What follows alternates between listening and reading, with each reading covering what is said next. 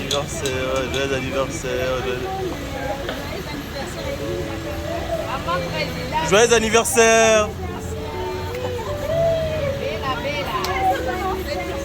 Maman Bellevue, joyeux anniversaire. Maman Bellevue, joyeux anniversaire. Joyeux anniversaire. Ouais, nous savons tous que vous ne fêtez pas. Joyeux anniversaire.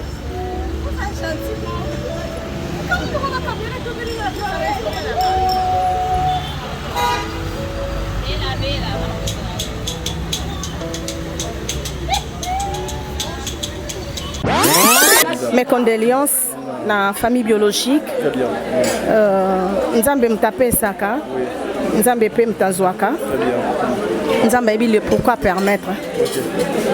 Nzamba consoler famille parce que moment oyo vraiment ils un moment moko inexplicable.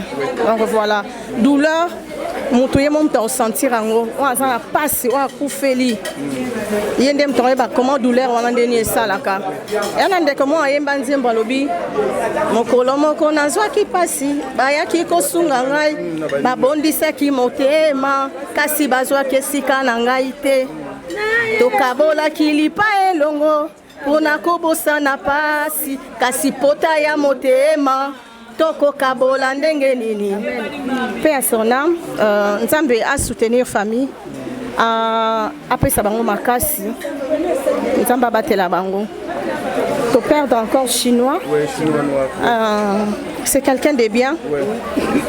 Et là mutu mo atuna question lobi pourquoi batamalamu ba okufa batomabe ba otsikala batomalamu ba okufa Nzamba alingi ko umisa baona mokite de peur que ba beba ba o ba otikala wana Nzamba otikala biso temps pour se repentir. Nzamba pambola biso. Merci. Eloko liboso nakoloba na place na été parce que on a comprena. Bellevue c'est une fille orpheline. Akoli na ba moyen te wala ba kino azaka ba mpiaka non. Ba koli na passe te. Donc moyen de vivre azaki normal, modeste, normal tout ça. Il y a eu des moments où à mon indépendance basala bano tant mususu mama na papa bazate na bonde la kai pa Nzambe alembisa Bellevue motema te parce que moni muntu oki kozala na volonté ya kosala bolamu tellement bato bazoboya bolamu wa muntu ediminoka muntu affection ya kosala bolamu yango sikonga na bonde la ka ekitse affection te parce que wana nde munduki na ye ozomona nde za munduki na ye oyo ya sala ke lelo ngai na benga ye Samson. Samson ye ndenga za boy ba kombo ebele na olinga na pia Samson na olinga na pesa ye Esther. Oui bien Esther. Na olinga na pia Esther. Na olinga akoma lokola Nzambe ya Daniel na libulu ya nkosi. Eloko wana batu mingi ka bazolo ba Bellevue zalaka ndo zalaka ko changer te langage wana eliko loba nini mama le eliko loba ke Happy birthday Belinda. Grâce sur grâce, 12 octobre c'est une date spéciale. Alors des belles choses à toi, bon anniversaire. Vraiment grâce sur grâce. Nzamba pambola kolisa olisusu, que tu prennes de l'ampleur, de l'envergure. Au nom de Jésus. Je t'aime très fort. Bisous ma belle. Bye. Joyeux anniversaire à toi la patronne Bellevue Kandi. Lelo eza mokolo na yo, wana ndeko na yo, yaya na yo, mama Musika, autrement dit mama Bibiche, na ekotombela o joyeux anniversaire. Oza moko ya likabo oyo Nzambe ayebi na kopesa biso na milie na biso. Lelo eza mbotama na yo. Ya koloba no eza kaka ke Nzamba batela yo kaka ndenge na lobaka ntango nyonso parcours normal moto akangelo parcours te po eza nango likambo batata Nzambe en tout cas parcours vraiment eza nango normal bolamu atata Nzambe bila yo mawa Nzambe bila yo ba o nyonso bakoluka yo na ndenge ya mabe bazala ba marche pied na yo tika ete bolamu to bofrande eganga liboso ya mokeli mawa Nzambe eumela na bomoi na yo. Joyeux anniversaire à toi, Bellevue Kandi, balobi yonde poutine ya écriture. Ah, balobi ezabo. Merci. Vous êtes sur Top Media TV.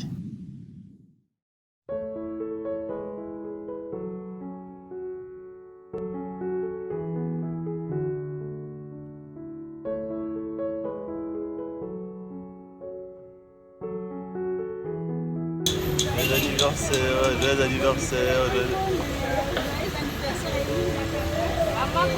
Joyeux anniversaire. Maman Bellevue, joyeux anniversaire. Maman Bellevue, joyeux anniversaire. Joyeux anniversaire. Ouais, nous savons tous que vous ne fêtez pas. Joyeux anniversaire.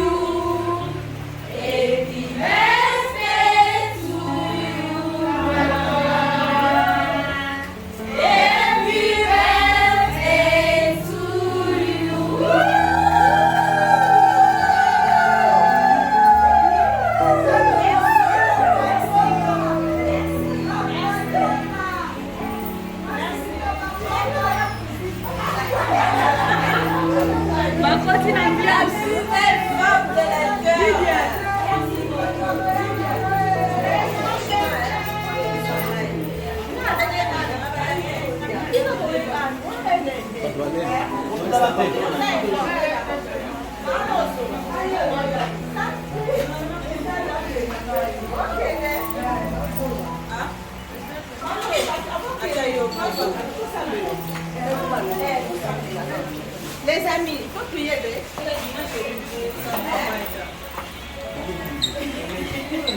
Les amis,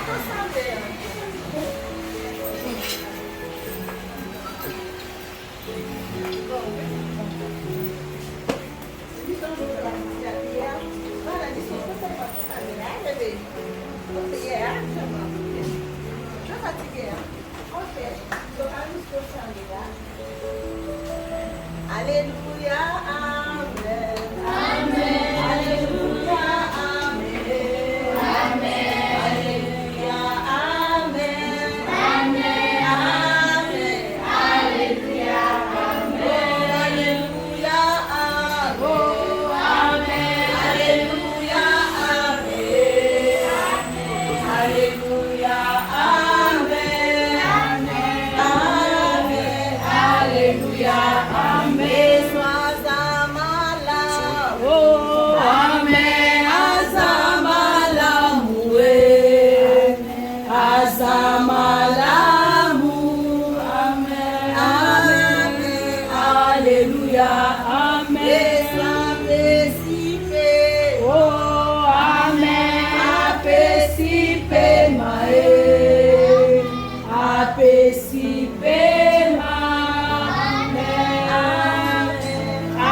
Alléluia, amen.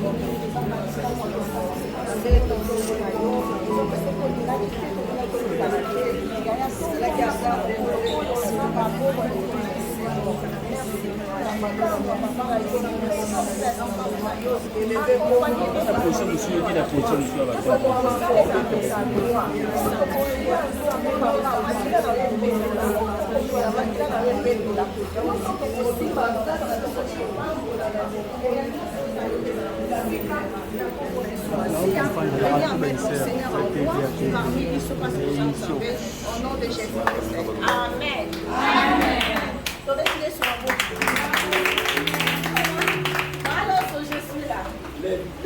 Ned, papa. Maman, je suis là. Voilà. Écoute, maman, c'est un cadeau. Un cadeau, hein? Ok, what? What? Hein? Tata, dodo.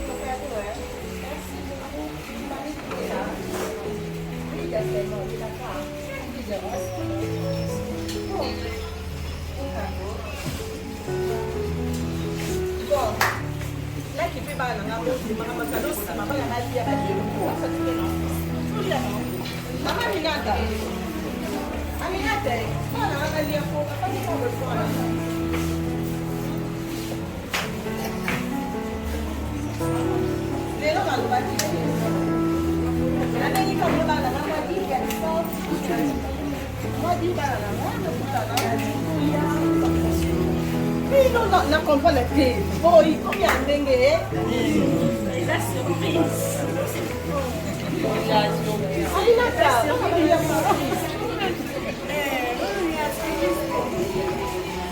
Bon, les enfants.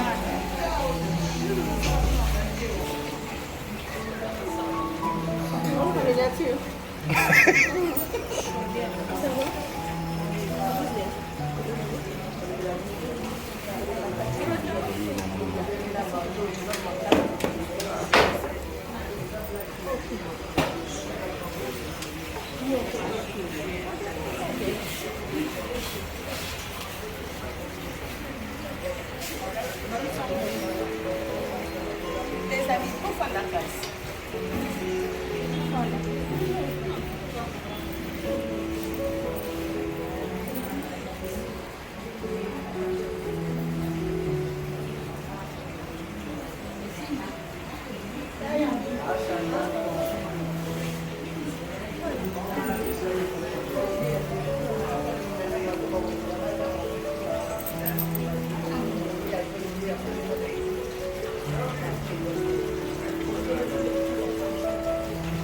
Tu m'amènes ça? Bon, Nathan, il y a levé la main. Toi, il y a mon levé. Qu'est-ce que tu as réservé pour moi? Candy. Candy. Ah, oui. Candy. Bon anniversaire. Merci. Yambali. Moni. Yayo sawa? Bana la yaki mama. Moni bande ya kunga na Yangi.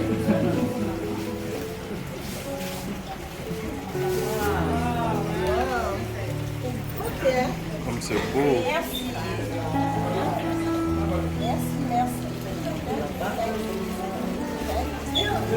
C'est de la part? On y fait. Ah, ok. Tu te présentes quand même. D'accord. Allez-y, présentez. Alou sa photo. Oui, ma photo. Alou sa photo. Photo. Oui, vas-y, présente-toi. Tu t'appelles comment? Ok, qu'est-ce que tu fais dans la vie? Vas-y. Voilà, ok. Ma belle vie. Elle peut même aussi me dessiner. Oui, les enfants sont pas l'idée. Il y a ça. Il y a ça.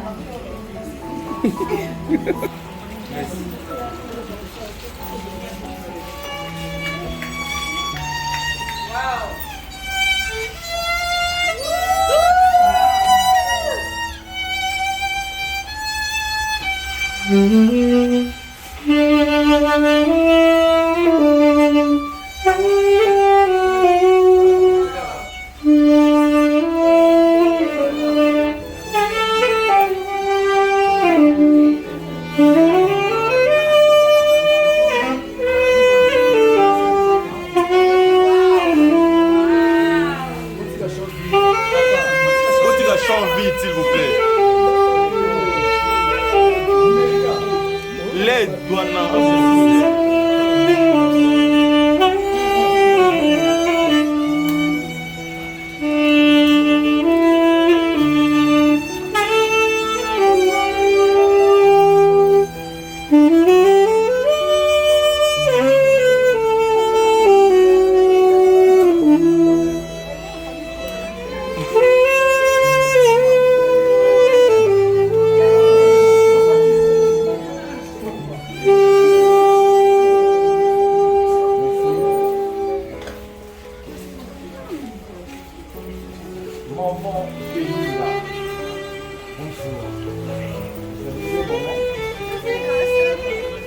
avant d'être devant vous, on nous a dit que vous étiez une très belle personne. Après, moi, j'ai écouté. Là, je viens de faire face à votre projet. Je me rends compte que vous n'êtes pas belle, mais vous êtes vraiment très belle. Et à cause de votre beauté, maman, laissez-moi vous donner.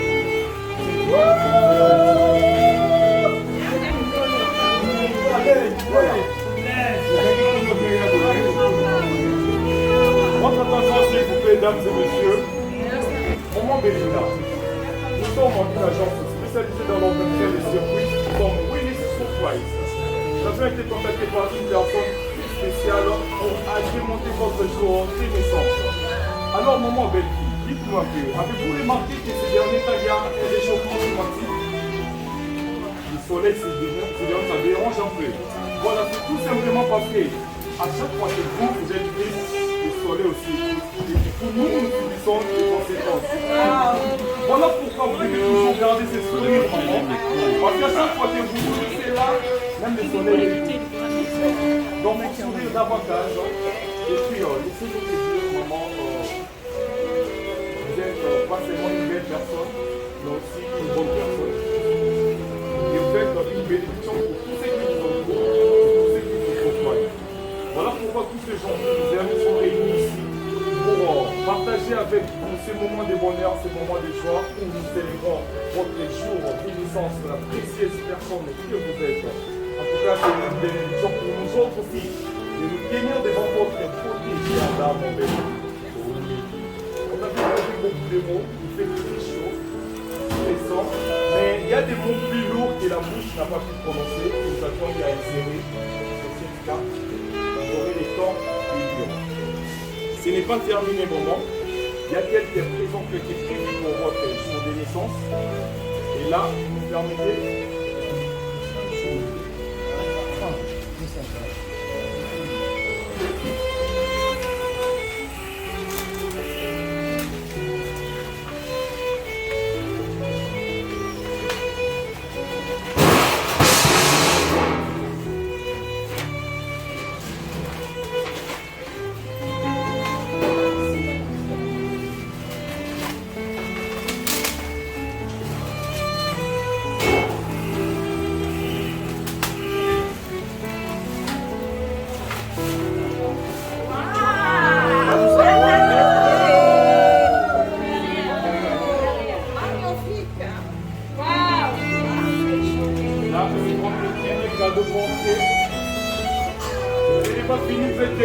Il y a plusieurs cadeaux prévus pour l'événement et nous pouvons continuer avec ça.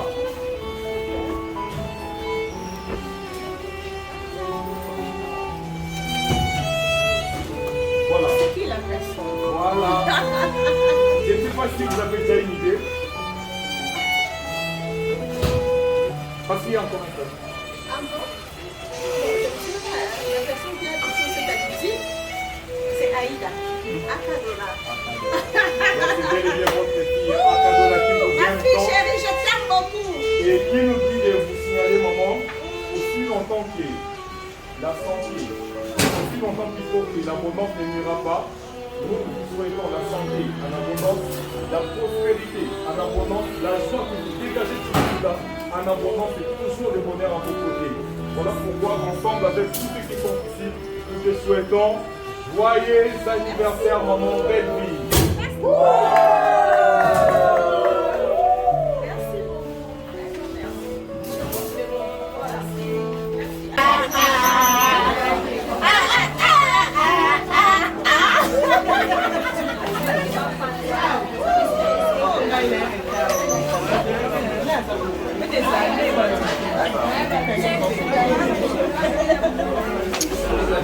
Caméraman à A maintenant.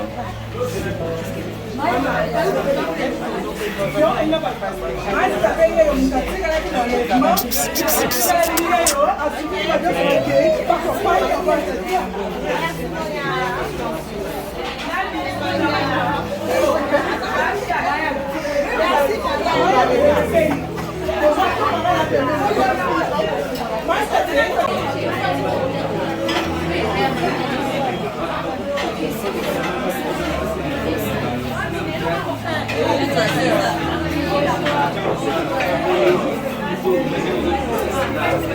Maman, bino koyo kosala sala baba ba invité bango olingo bana kopesa bango ba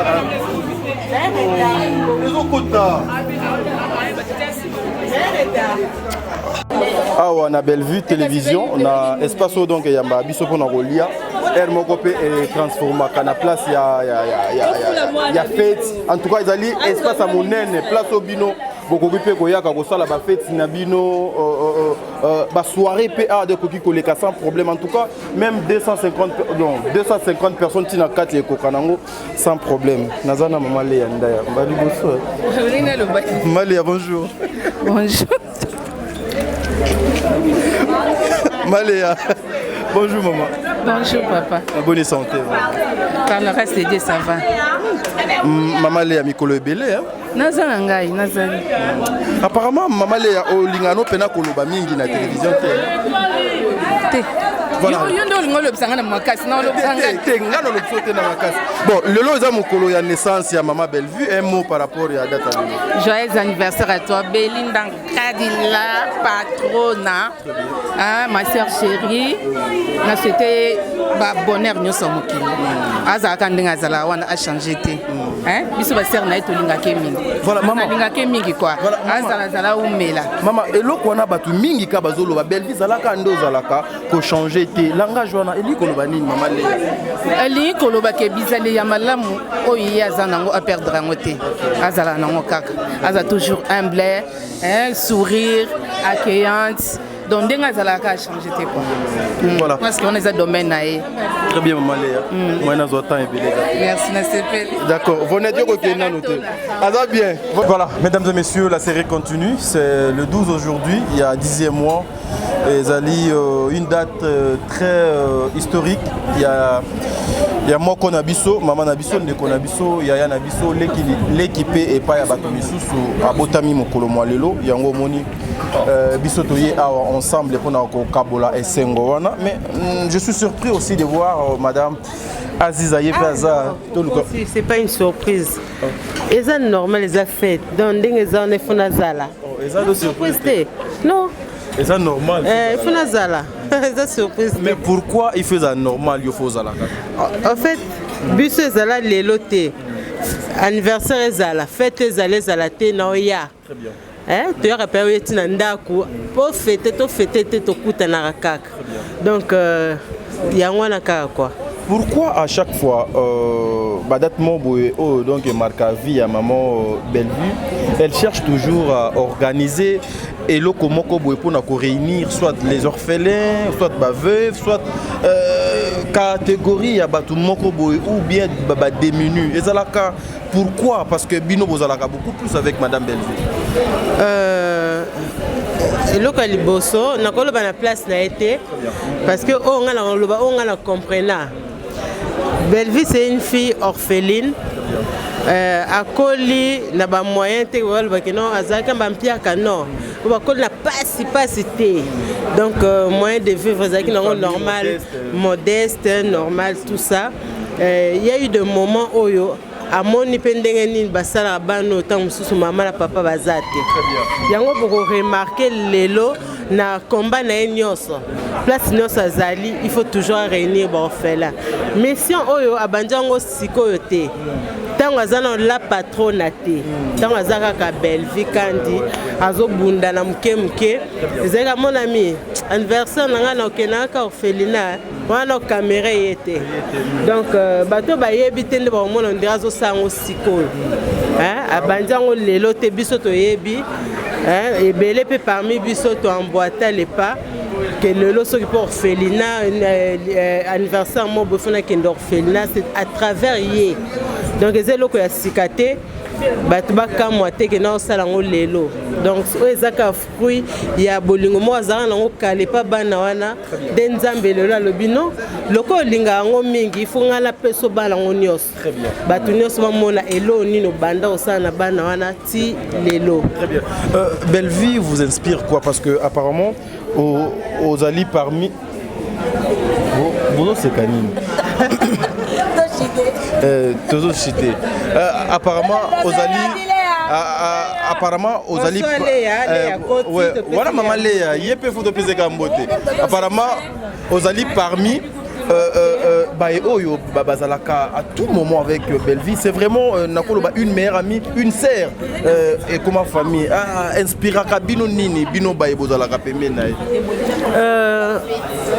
En tout cas, les petits moments on peut s'en témoignage à mon anniversaire. Belleville, Naebiso Azaka phénomène nandé. Entre nous les amis, moi Kalapé Zaki, aux autres bêtises non mon boy. Tant beau ça la mobi yé baté. Pour sera yé, Azanaye mo sans douter.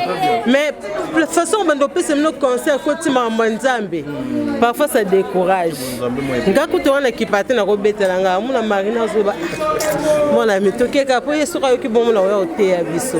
Donc en fait, inspira biso moi kolinga pe nzambe mingi nyoso rosala associé toujours nzambe. Donc c'est ça quoi. Voilà. Merci beaucoup. Merci t'as dingala pas à CPL. Merci beaucoup. Voilà, future star Vonette, la série qui va bientôt commencer. Yo tozana déjà mon flash ka juste na moi ndenge ya famille Libota par rapport à Mokolo Alelo. Vonette, bonjour. Bonjour Papa Tadi. Bonne santé. Oui, ça va, par la grâce de Dieu, ça va. Voilà. Tes impressions d'abord par rapport à Mokolo Alelo. Je suis vraiment joyeuse parce que comme on a sous un âge, oh maman Belinda Komi et Pessameli Moutounion sauté et Lelo vraiment est sengo ya komonaye, azala joyeuse, ça c'est pour la Mokolo naye et toi accompagner l'issous donc et ça vraiment plaisir pour la bisognon ça. Voilà. Ouais. Peut-être et cause à la moins difficile pour le coup là déjà au quota na structure et ça peut-être moins difficile pour nos salles na émission on a peut-être faut zoa faut landa ba principe ya makamundenge et tamolaka tes impressions nano ezalaki nini comment on a été nano sala théâtre traité mais ba lection liboso à caméra au sali série bientôt et cause disponible. Premièrement, j'avais de larmes parce que nulle part ailleurs est salematé et maman Belleville a fongolé linga moté mettant que moi na que a sa histoire nanga o ko sunga pe batu mususu ba otalango et ko édifier batu belé donc expression nanga eza ya koloba eze belé surtout bani koloba yango sikoyo oui mais juste à remercier mutu oyo maman Belleville elle a un grand cœur. De fois, je n'ai jamais trouvé ça ailleurs et j'ai trouvé ça en elle. Donc ça me fait plaisir. Batuba landa yango, batala histoire à Vonette, batuba osa déçu. Oui. Donc vu qu'à Fungo les linga motema, je ne serai jamais irreconnaissante envers elle, jamais de la vie. Oui, je suis vraiment reconnaissante. Ce que les c'est grâce à elle. Donc c'est une maman pour moi. On a tout le temps. Oui, parce que la prière, c'est pas donné à tout le monde parce que les gens qui visionnent les gens ont permis que tous années ensemble et puis après c'est une opportunité. Merci beaucoup. Frère. Merci beaucoup. Oui, oui. Donc, Tolaki Bino qui est bientôt déjà peut-être après demain. Vonette vous a déjà disponible dans Belleville Télévision. Restez scotchés. Voilà, tous la Bino Siko, maman étoile. Vous savez qui maman étoile vraiment mingi. Tous la Bino maman étoile. Maman Aziz appelle aussi ça qui n'a été, mais tous on est vers la fin. Tous on a maman étoile. Voilà. Elle s'appelle maman étoile. Batu Belé, Baluka qui maman étoile. Batu Belé n'est pas beaucoup trop maman étoile. En tout cas, batu gens se basent au Lukanga na lingi bango mingi. Na lingi bango mingi. Bayabiso bandeko. Bayebi ke maman étoile vraiment na linga kosala penza émission te po na yebaka na koloba nini ozomona mais bino nyonso na babino bo lukanga na bo lukanga te na lingi bino mingi. OK, voilà. Maman étoile namoni pe ba memeli biso déjà gâteau wa eza mokolo ya anniversaire à maman Belleville. C'est mon anniversaire na ye. Siko ba impression non nous allez nini par rapport ya mokolo anniversaire à maman Belleville. Biso na monoko mboka na biso balobaka kuzari kakuzuri. Belleville candidat patron na maman sociale moi saza motema monene. Kuzarika Kuzuri, Nzambe ya Bombaye, Nzambe ya Bakisa Mikolo. Parabéns para você. Donc, neti ponanga, na bonde la kai pa Nzambe. Alembisa Bellevue motema te parce que moni muntu oki kozala na volonté ya kosala bolamu tellement bato bazoboya bolamu wa muntu ediminoka muntu affection ya kosala bolamu yango sikonga na bondelaka ekitise affection te parce que wana nde munduki na ye ozomona nde eza munduki na ye oyo ya sala ke lelo ngai nabenga ye Samson. Samson ye ndenge aza boye bakombo ebele naolinga napia ye Samson naolinga napesa ye Esther oyebi Esther naolinga napia ye Esther naolinga akoma lokola Nzambe ya Daniel na libulu ya nkosi naolinga nakomisa ye neti Shadrach Meshach na Abednego. Donc Babylone est ebele. Voilà. Maman Étoile, qu'est-ce que aurait été vraiment de la personne de Bellevue, même sur le plan professionnel? Naebi sio tadil koloba te pona koloba. Na na mona ngote banda na banda théâtre. Bellevue a comme scénario te. Ezalaka na mutubo ezalaka te. Tango a poni batu. Pourquoi ils ont menace tango na oloba? C'est du menace. Bozo menacer nga boye pourquoi? Tango a poni batu. A expliquer bino. Ti bozo jouer yango moni apona batu oyo ba pesa ka makambo po. Tango a expliquer yo zo jouer ndenge yo zo jouer nde izo botisa ye 3e 4e tableau 5e si bato ba mona filme mobimba ba point d'attaque bazaka wana ba Sylvie ba Siana nde siko bazo koma scénario koma wana te muntu ya boye muntu nyonso ifo fuka maka abondela aumela po to sala makambo ya bien siko na oyeba te to komise Samson bien Esther. Maman Esther, maman Étoile et le commande le maman toujours dans ba tournage à maman Bellevue que Zela jour payo au ma film na yo comme ça yo coaché est-ce que dérange un peu mobinoté quand dérange so ka lobi to se ka mena motema na ngai na yeba ke tala moi c'est ma kasi femme forte au monde nde to za kebele bongo soki Aziza si apesi idée andimi yango jour nga na kopesa soki andimi te to yimaka Aziza pesa andima yango ayaka wana ayaka na mutu na ye bino nyonso bovandi mutu na ye yango mona empla na suki sibo alea olingo dia gâteau yango na pesa ka félicitations à sala kaseno ye yango moni pe réussite ezalaka wow. Voilà Maman Étoile na ozoyo na suka voilà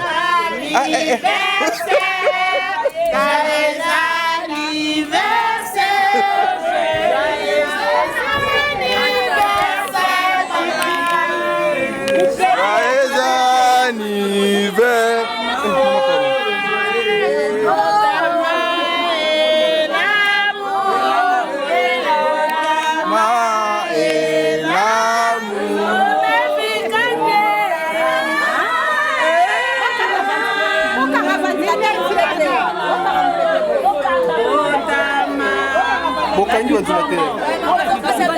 ventilateur à moi si ma Bokangi. C'est my mama.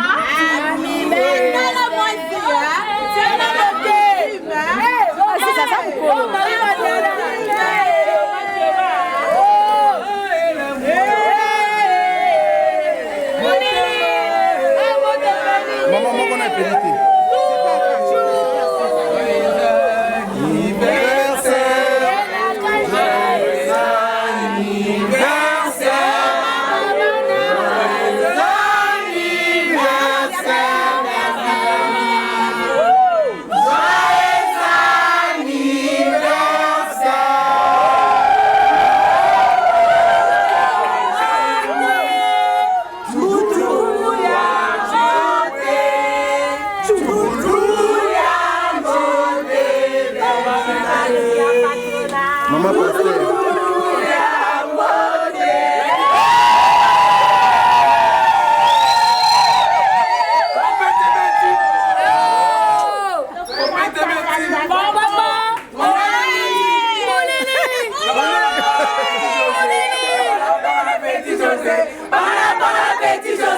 Para petit José,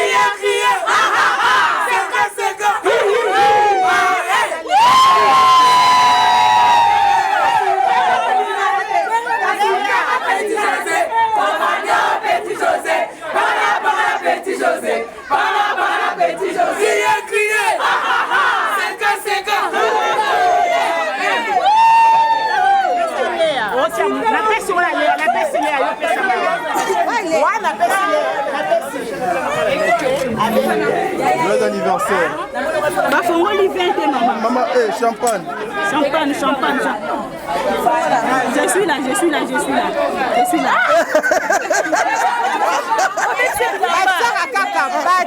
Maman, batiaka moke.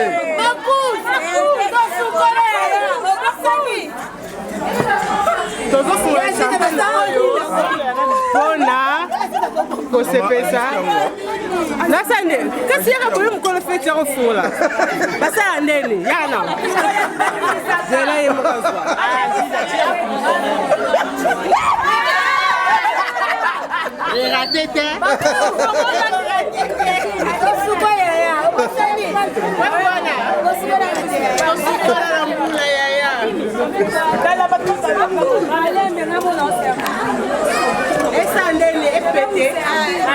Voilà yo.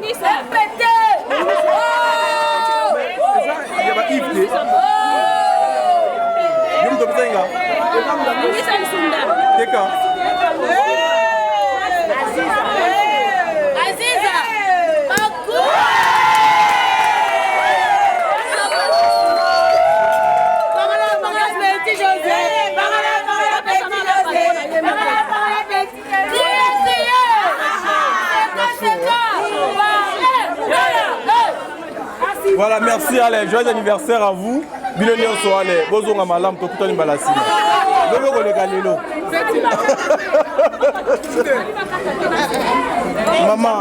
Maman, pisa papier mon corps, s'il te plaît. Ah, merci. Appelez champagne.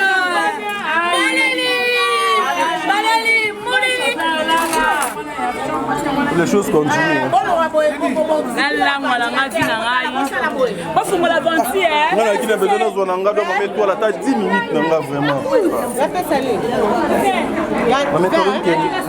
On va profiter quand même par rapport à misanthropie, quand moi de l'eau, il y a quand même 5 minutes quand les gars de papa,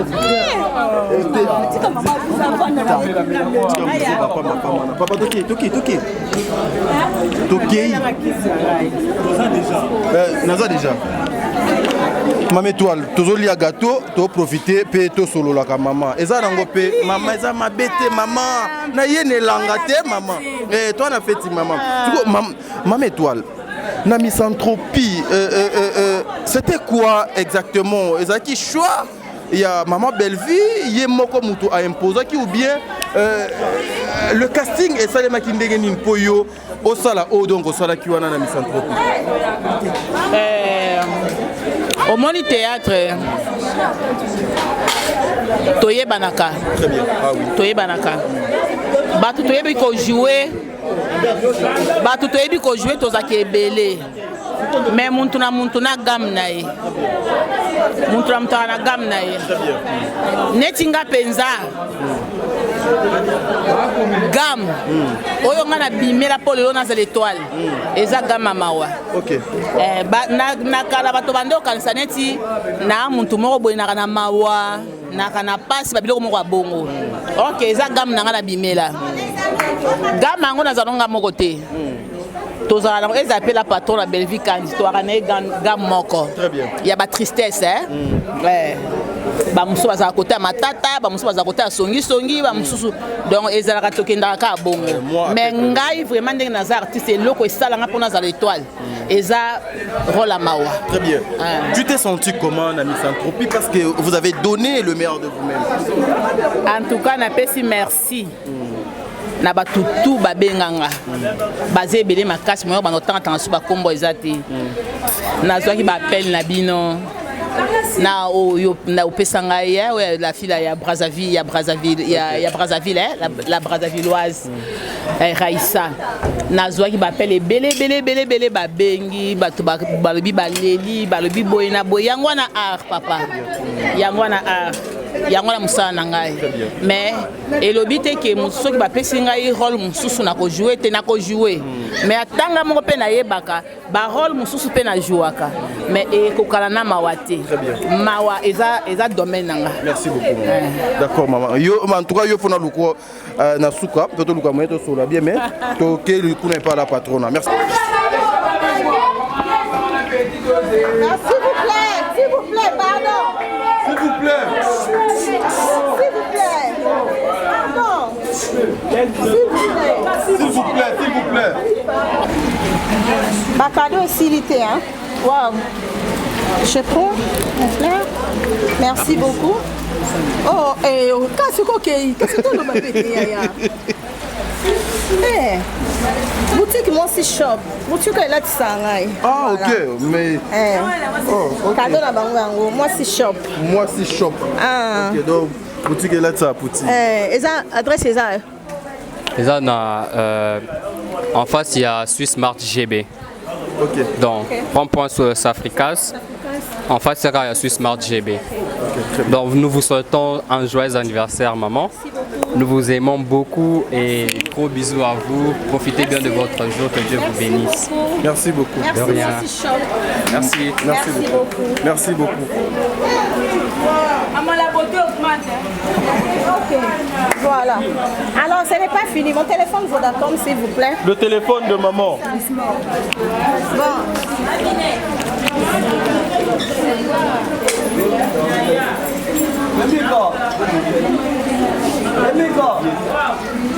Bon, pour comprendre, 4 ici, 4 hein? Outil à côté, côté va bien beaucoup, boum, ouais. Ok, voilà. D'accord, Funa, hein? Voilà. Donc c'est un peu ça. Alors, il y a un pasteur, je peux citer son nom. C'est le pasteur Jean-Pierre Mouloudi de l'église La Fraternité dans Londres, en Angleterre. C'est peu là qui va contribuer, c'est peu là qui va aider les orphelins avec $500. Donc, Maman Minata, c'est $500 pour les orphelins. Donc voilà. Nous sommes à Claire. Ok. Donc, on a 4 orphelinats. Donc, c'est 10. Ça fait combien? Merci. Okay, voilà. Donc, c'est un peu ça. Ok.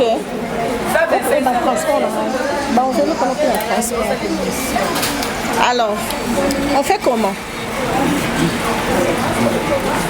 C'est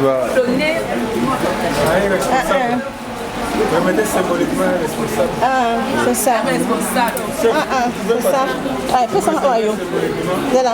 Bon, ce n'est pas fini, hein. Papa, tout ça. Tout ça, pas la bonne, hein. Bonnet, anniversaire, on a hier. Et c'est demain? Le 10, dimanche. Et ça, dimanche le 10. Alors, à ce là qui est pas et le 15. Le 15.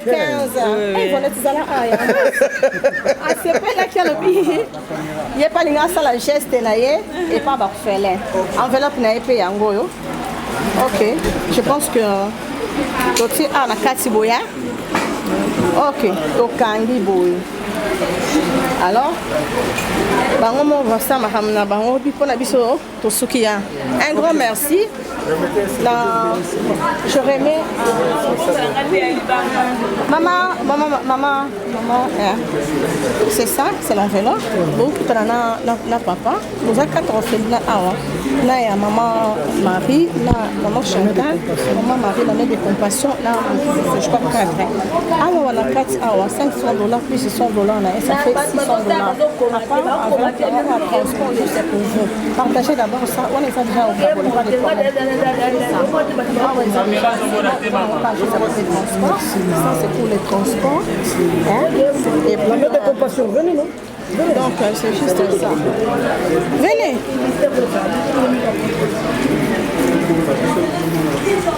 On est bon, le responsable, non? Oui. Ok. C'est pour maman. Ok. C'est juste pour le transport. 4, non? Oui. Ok, c'est comme ça. Alors ça, vous allez partager par 4. Hein? C'est $600. Vous êtes au nombre de 4, vous avez parlé. C'est 200, non? Si je ne me trompe pas. Non, ok, voilà. Bon, oui, vous pouvez le faire. Le temps pour moi de vous libérer. Hein. Vraiment, oui. Au nom de toute la grande famille de l'orphelinat La Compassion, ainsi que mes confrères des autres orphelinats, nous disons merci. Yassandra, merci. À Maman Bellevie, ainsi qu'à toute son équipe, à tous ceux qui ont contribué pour la réussite de cet événement. Nous demandons qu'à Dieu de bénir notre Maman Bellevie, Maman Belinda Kandi, qu'elle la bénisse abondamment. Et ceux qui nous suivent aussi à la télé peuvent emboîter les pas, faire pourquoi pas comme Maman Belinda l'a fait. Que Dieu vous bénisse énormément. Merci. Merci beaucoup. Merci beaucoup. Voilà. Je ne sais pas, on peut libérer les enfants. On peut déjà libérer les enfants. Hein? Ok, mais c'est juste un grand merci. Merci Nandé pour se déplacer là-bas pour que tout lié ensemble na bango. Moi, ça me fait vraiment énormément plaisir. Que Dieu vous garde, que Dieu vous protège, que sa main puissante veille sur vous. Ok? D'accord, on est ensemble. Merci beaucoup. Merci. Ok, je crois que ce n'est pas fini. Ça reste à quoi? Ça reste à quoi encore? Ok, on arrête là alors. Pour les enfants, je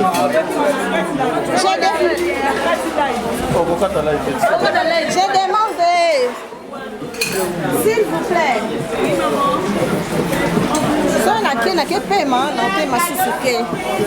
Alors,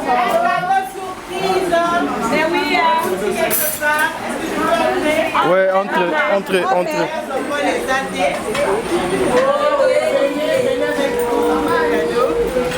Elle s'appelle Maman Aningoy Poutou.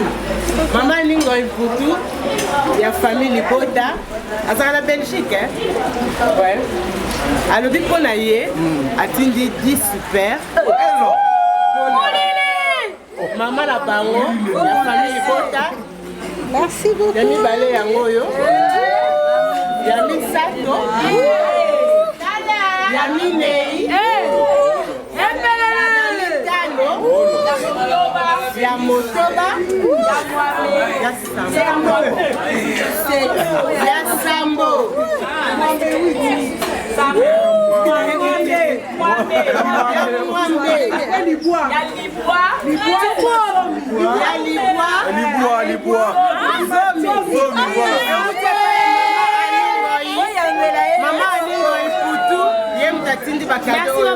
Merci Maman Ni, merci Maman Ni, merci Maman Ni.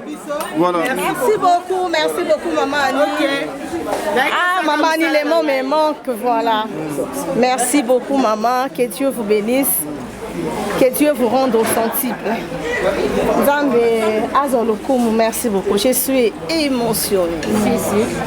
Un grand merci. 10 super, waouh. 10 super, c'est pas facile. Merci beaucoup. Maman Bellevie, Maman Bellevie, pardon. Nous savons que les orphelinats, ils allaient belés, mais au moins. Maman Ani. Maman Ani après c'est 10 super.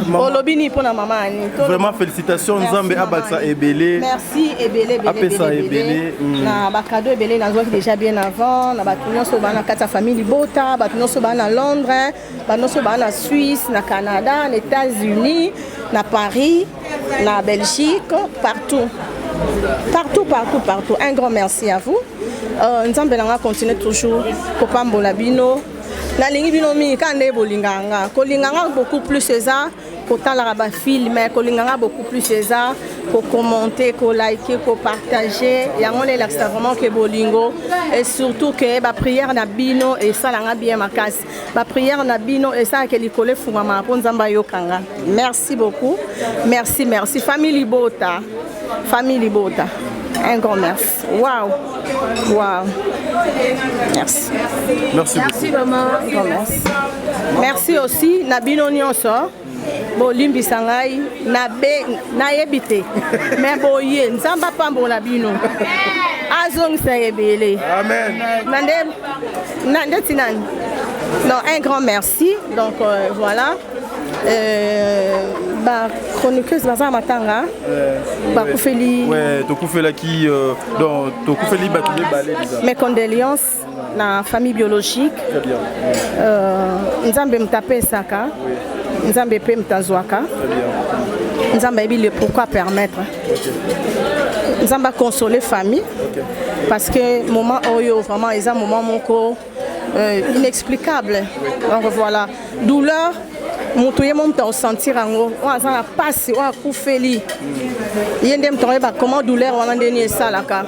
Et on a des comment ayé banzi mbalobi, mon kolomo kona zwa ki pasi, ba ya ki ko sunga ngai, ba bondi sa ki motema, kasi bazwa kesika na ngai te. To kabola kilipa elongo, pona kobosa na pasi, kasi pota ya motema. Toko kabola ndenge nini. Paix à son âme, nzambe a soutenir famille, après ça bango makasi, nzambe a batela bango. Ton père encore chinois, c'est quelqu'un de bien. Et elle a montré à tourner question à l'objet. Pourquoi batamala ou baokufa, batamabe baotsikala. Batamala baokufa nzambe alinko umisa baona mokité de peur que ba beba. Ba o ba otika la on nzamba otika la biso temps pour se repentir. Nzamba pambola biso. Merci beaucoup. Merci.